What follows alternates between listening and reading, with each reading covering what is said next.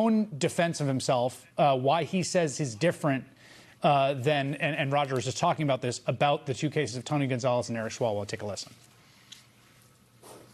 Not to mention the fact that I don't even fall into the category of Swalwell and Gonzalez. One, I'm not married, so there's one thing. Two, I've never sexually harassed and or had any complaints by any staffers or interns on the Hill. It's just not even a fair comparison. This is obviously a political Democrat tit for tat, so I'm not even going to entertain it. Do you think that's going to work, Tara? No. And everyone in politics knows if you're explaining, you're losing. Saying, well, I'm not quite as bad as those guys. That's not, what kind of explanation is that? You know, Abraham Lincoln said that moral character is the foundation for a stable republic. Do you think that moral character is at the top of anyone's mind in Washington and the Republican Party right now, given the people who are in power, who continue to get away with the types of things they're getting away with? And it's all because of Donald Trump. It flows from the top. Yeah. Donald Trump is an immoral, indecent character. And he's a person who, you know, if they hold Republicans accountable for this type of behavior, they have to explain why they're not holding Donald Trump accountable for it. And particularly with the issue of women. You know, I run a women's super PAC.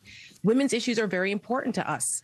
And what's happening right now is almost like a political reckoning. I feel like it's the political equivalent of the MeToo movement and the casting couch. We're hearing more and more stories about young women or women involved in politics and with politicians and what they're going through. And I applaud the Democrats for acting swiftly and saying we're not going to tolerate this, because you can't have any kind of moral credibility on this if you don't stand up and say, no, enough is enough. There's no gray area here. So Republicans, they've had concerns about Cory Mills, as Roger knows, for a year now. But because of politics and they're worrying about control of the House, it doesn't matter. Well, we're going to have to turn a blind eye. I mean, it's more than just women. It's corruption. It's, his business dealings.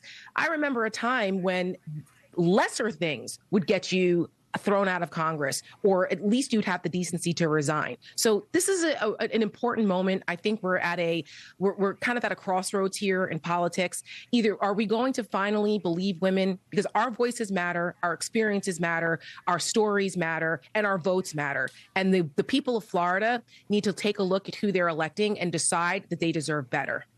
Well, it's striking to me, Tara, that you say that. I mean, there's two things that have happened, Roger, that made me think that he's on a bit of thin ice, even if he's sort of. One is that Boebert sound we played, and it seems like particularly women in the Republican caucus, have gotten pretty tired of this. and Anna Paulina Luna, and we saw Lauren Boebert. The other is that his chief of staff just resigned, and we showed this the other day, but this really struck me. I've never seen a chief of staff resignation letter. She goes through talking about what she's done in the job and all the people that she worked at, and then her last line, or second to last line, is, "The horrors persist, but I do not." And that's a pretty striking thing for the chief of staff to say.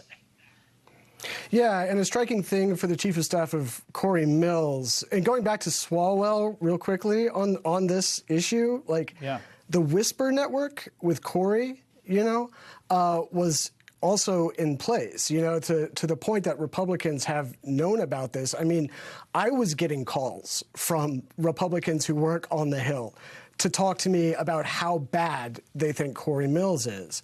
He does not appear to have any real allies. He's mistrusted. People believe he's a pathological liar. He's tried to fistfight members of his own party.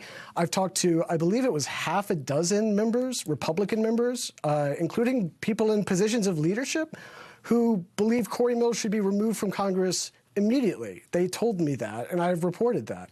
And yeah, there is the issue separately now of this thin margin and playing politics with the House. But yeah, the actual word of mouth with Republicans on the Hill is they do not like him. Well, they would prefer him to be removed. I will say it's an R plus 15 12. or 20 seat, right? And plus 12. It's R plus 12. And it's in Florida. So, I mean, they could get a special election together quickly if everyone felt like this was an important thing for them to do. Roger Sullenberger and Tara Sorry, say your last point, Tara, before I go. Just real quick.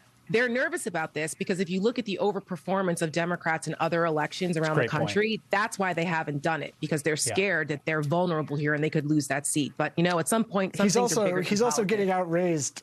He's also getting outraised 4-1. 4-1 by the Democrat. 4-1. Yeah, he may be in trouble either way, Roger Sullenberger, Tara Setmayer. Thank you so much. Thank you.